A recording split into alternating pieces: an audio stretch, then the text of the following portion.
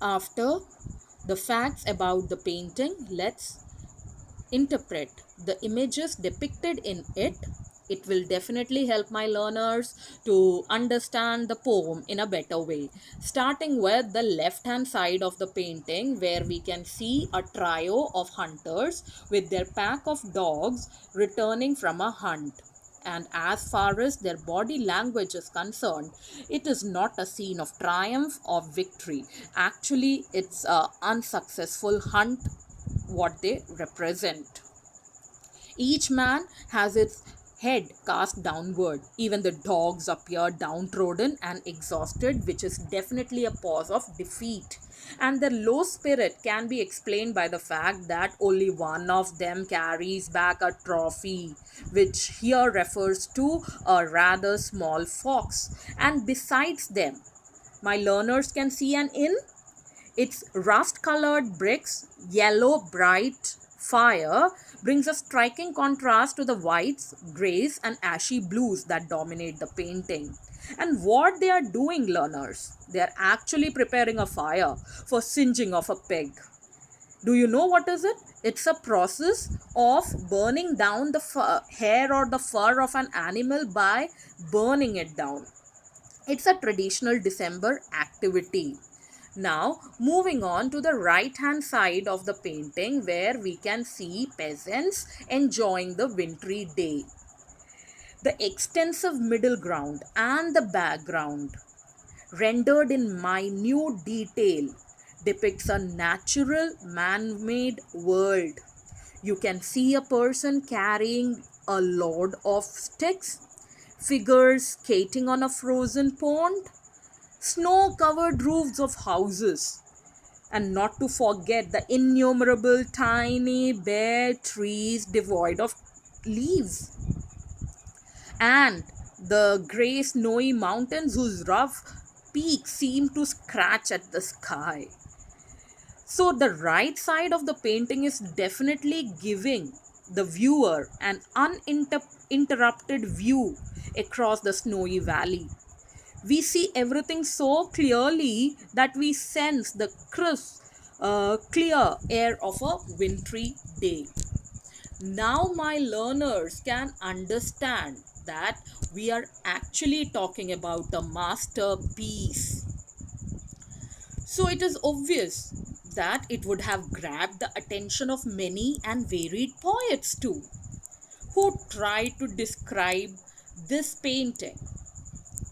Poets include like William Carlos William, Roger Copland, Anne Stevenson, Joseph Langland, and Walter de la Mare. All these poets have written poems describing the images in Bruegel's Winter. And here in Unit 1, Section 3, we are going to read the poem by Walter de la Mare on Bruegel's Winter. Actually, it's an extract from this poem. So let's start knowing about the poem by knowing about the poet first. Walter John de la Mare was born on 25th April 1873. He was an English poet, short story writer, and novelist. He is probably best remembered for his works for children, for the poem, the listeners, and for a highly acclaimed selection of subtle psychological horror stories. In 1921, his novel Memoirs of Midget won James Tate Black Memorial Prize for Fiction, including Medal for British Children's Book in 1947. And this great legend left for heavenly abode on 22nd June 1956.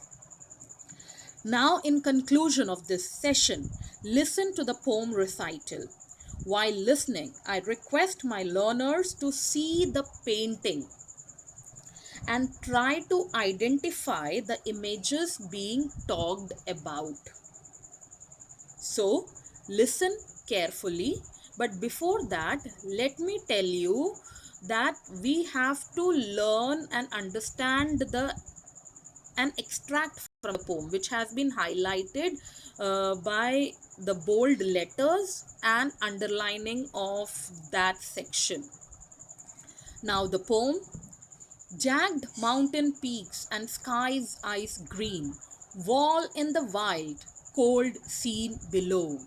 Churches, farms, bare cobs, the sea in freezing quiet of winter show, where ink black shapes on fields in flood, curling, skating, and sliding go.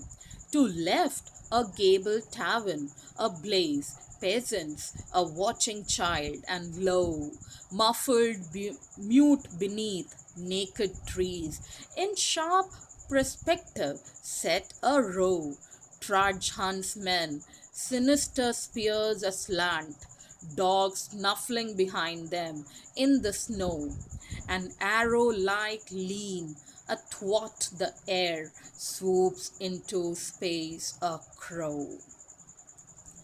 But flame, nor eyes, nor piercing rock, nor silence as of a frozen sea, nor that slant inward infinite line of signboard, bird, and hill and tree, give more than subtle hint of him who squandered here life's mystery. So, that was the poem, and in your course book, you have an extract of this poem, that is till the line swoops into space a crow. With that, I end today's session. This is Liju Susan Thomas, TGT English from TIS, signing off. Thank you.